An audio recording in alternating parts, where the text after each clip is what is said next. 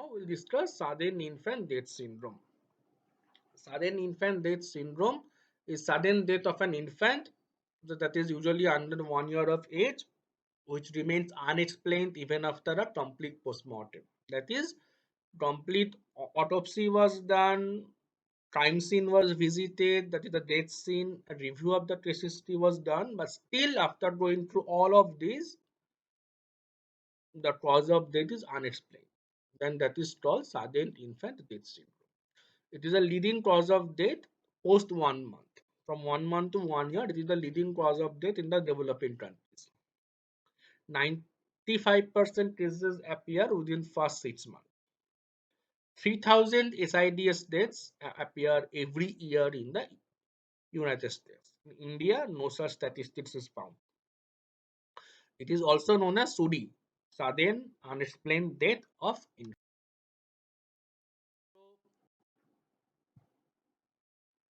It is a major cause of death of infant after first month. It is sudden and silent. The baby was previously a normal, apparently healthy infant, and it usually occurs within sleep. The baby dies during sleep. That's why it is called crib death. Crib means the baby was put to sleep in its crib. In the later morning, the parents discovered that the baby is dead. That is called crib death. It is unpredictable and unpredictable. These are the from few misconceptions regarding SIDS, that it is caused by vomiting, that the baby vomited and choked on his own vomiters, or any external suffocation, overline, maybe any hereditary case, maybe due to child abuse, lack of love, immunization, lack of care, or allergy to cow's milk. These are the different hypotheses. But SIDS is unexplained by definition. If you if suffocation or overlean is there, then the cause of death is asphyxia, which is confirmed by postmortem. So then it is no longer SIDS. Child abuse, some many markers are there, so it will be eventually proved. So it is not a marker of SIDS. So it is no longer a SIDS. Immunization loss, no, it is not there. It is this. It is shown clearly that this is not a case. Allergy to cow's milk is also not a case. These are all the misconceptions regarding SIDS. There are many risk factors: environmental, child related, and parent related. That is, these are result of many epidemiological or observational studies. It is seen that SIDS is more common when the baby is exposed to cigarette smoke or in a poor socio-economic family. It is more common with low birth weight child or low birth weight infant, which are given some hexavalent vaccines, or there multiple birth. That is in twins or triplets. And it is also more common with young mothers, that is mother, she became pregnant in an early age, or should alcoholic or drug addicted during during pregnancy. So these are observations that SIDS occurs more commonly in those scenarios. Why? Nobody knows. These are the general characters. It usually occurs in colder months. Mothers are less than 20 years of age, and they are smokers or drug addicted. Male babies are precariously more involved by SIDS. It is usually associated with prematurity, that is preterm babies or low birth weight babies. Upper respiratory tract infections is seen to be present prior weeks of delivery, that is before few weeks of delivery. 60% of babies, they have suffered with some form of upper respiratory infections. The scenario is the baby who is apparently normal, healthy, the baby was put to sleep, may have a cold or any recent physical stress, but is not always the case. And during the sleep, the baby has died. The parents come in the next morning and they discover that the baby has died in the crib. So It's also called pre. External appearance, everything is normal. In very few traces, vomitus is present. But again, choking on own vomitus is not a cause of death. Small amount of frothy fluid in or around the mouth or nose is a constant feature.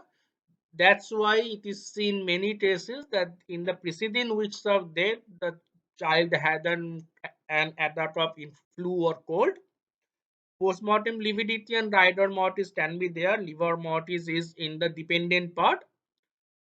Unusual position or dependent blood pooling, if there, it can indicate that the baby was in a prone position and maybe suffocated by the pillows, but it's an uncommon finding. Internal appearances of autopsy are pulmonary congestion or pulmonary edema. It is a constant feature. Intrathoracic petechiae is seen 90% of cases. Stomach contents in some cases is found in the trachea due to vomiting. And this is a constant feature, microscopic inflammation of trachea. That is so, I mean, viral tracheitis or viral bronchitis is a possible candidate of cause of death in many cases of SIDS. So these are the different theories of causation. Allergies, critical diaphragm failure. Diaphragm failure is seen in these cases, underdeveloped respiratory muscles or non-fatal respiratory infections, etc. Deficiency of antibodies or vitamins. Inflammatory cases, in many cases, high level of cytokines are seen in the blood. Why? Nobody knows. Obstruction of airways due to anatomic abnormality, nasal edema, bronchoria. But these are different theories, or but in if one paper claims one theory to be correct, there are three more papers which disapprove of the theory. So till now we do not know what is the actual cause of death. Maybe it's a varied cause. That is, in case of one case of SIDS, there may be obstruction. In case of another case of SIDS, there may be a cow milk allergy. In case of another case of SIDS, there may be a abnormality of sleep cycle. And there are some more theories, some toxic, that is some mattress that they contain arsenic or antimony.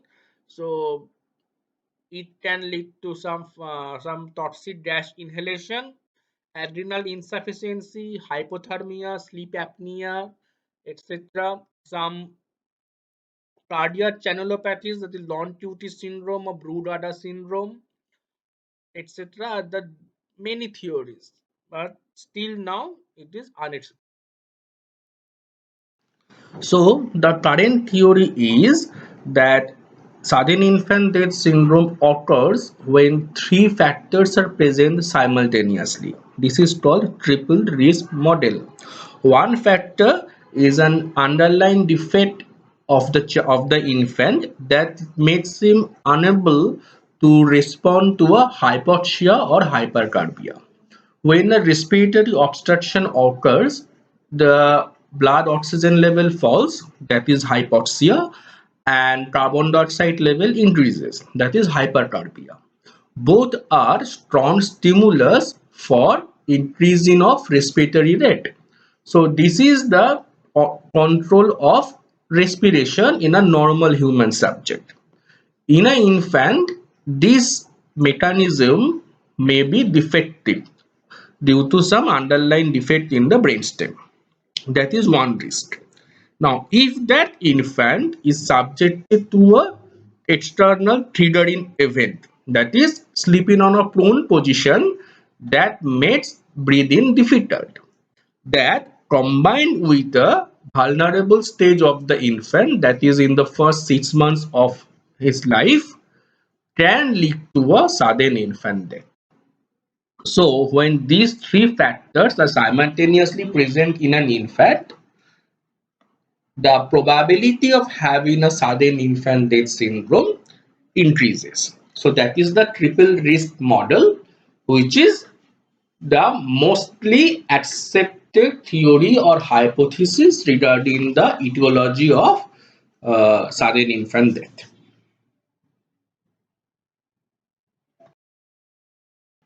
The Center for Disease Control or CDC of USA has come up with a guideline or protocol to how to avoid the incidence of sudden infant death.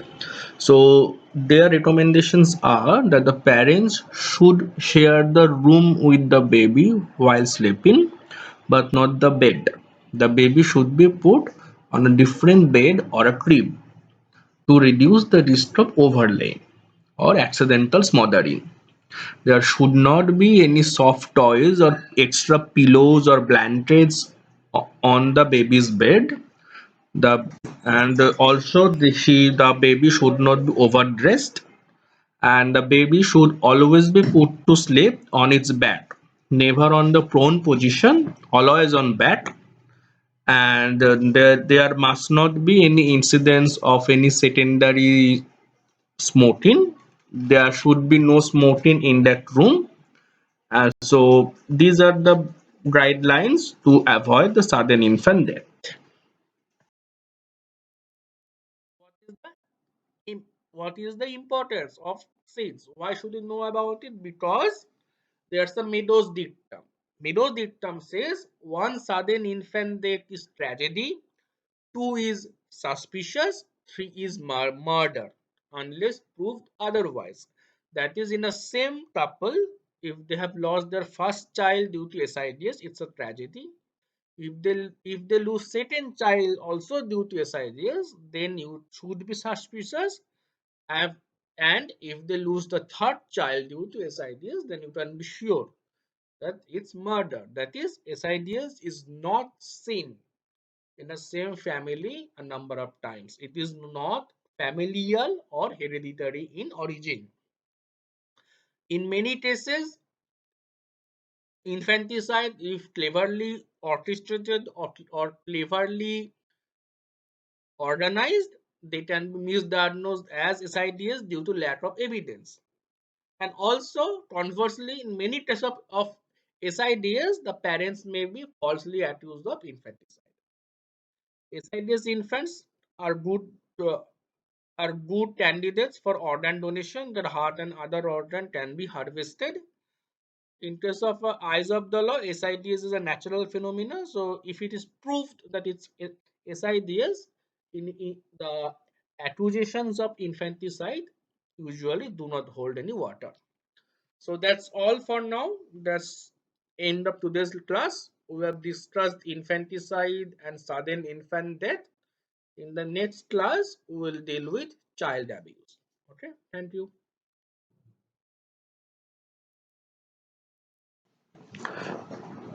So, with that, we will conclude today's lecture. This was a small topic which usually comes for a short note in your exam, but this is an interesting one and one of the mysteries of medical science. Till now, we are not sure why sudden infant death syndrome occurs, though the triple risk model explains it to us somehow, but it's still a hypothesis, and it also doesn't explain why it does not occur in some infants even when all of those factors are present. So, with that note, I will conclude today's lecture. Thank you for the patient hearing. And if you have any queries of any doubt, please drop an email in a given email ID. I will get back to you as soon as possible. So, happy learning. Thank you.